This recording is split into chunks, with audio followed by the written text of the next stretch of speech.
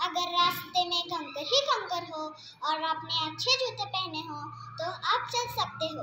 यदि आपके जूते में एक भी कंकर हो तो आप 3 या 4 कदम ही चल सकते हो। इस कहाणी का मतलब इंसान बाहर से नहीं अंदर की कमजोरी से हारता आहे। मी अल्मिरा मोहसिन गवंडी छोटीशी कथा घेऊन येत आहे। कथेचे नाव दृष्टी नाही दृष्टिकोन बदलो, नजर नहीं नजरिया बदलो।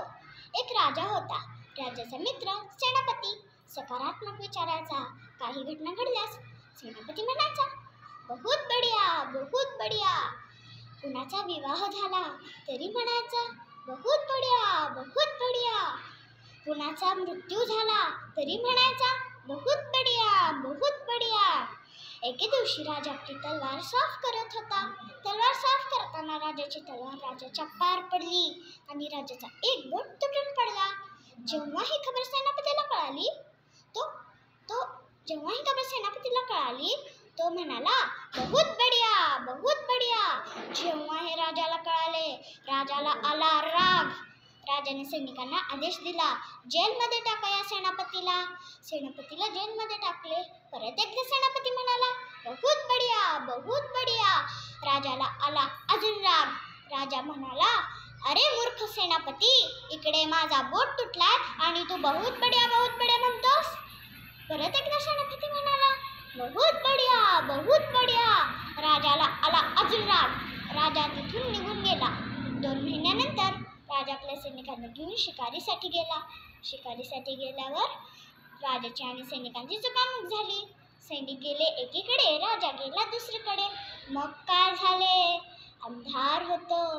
अंधार होता। जंगलातील आदिवासी लोक राजाला पकडतात आणि आपल्या कबिल्यात घेऊन जातात।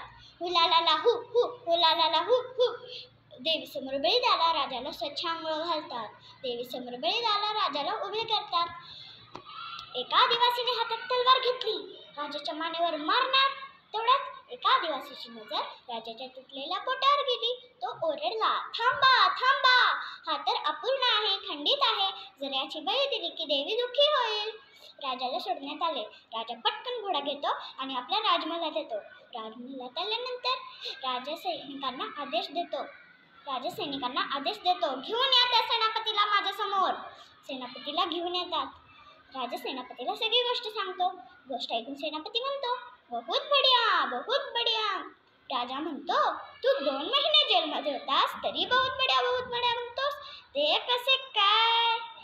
अहो, मी तुमचा मित्र तुमच्यासोबत शिकारीसाठी आलोच असतो ना, पण तुम्ही तर अपूर्ण आहे, खंडित आहे म्हणून तुम्ही वाचला, पण मी तर पूर्ण आहे ना, माझी तर मान कापलीच असती ना, म्हणून बहुत बढ़िया। मित्रांनो, मला एकच सांगायचे आहे, समजा माझ्या हातात हा एक ग्लास आहे। त्या ग्लासात मी अर्धे पाणी भरले की काही जण म्हणतील ग्लास अर्धा रिकामा आहे, तर काही जण म्हणतील ग्लास अर्धा पाण्याने भरला आहे। म्हणून ती वस्तू कशी दिसते याला महत्त्व नाही, त्या वस्तूकडे आपण कसे बघतो हे जास्तीत जास्त महत्त्वाचे आहे। म्हणून दृष्टी नाही दृष्टिकोन बदलो, नजर नहीं नजरिया बदलो। आपले विचार बदला। धन्यवाद।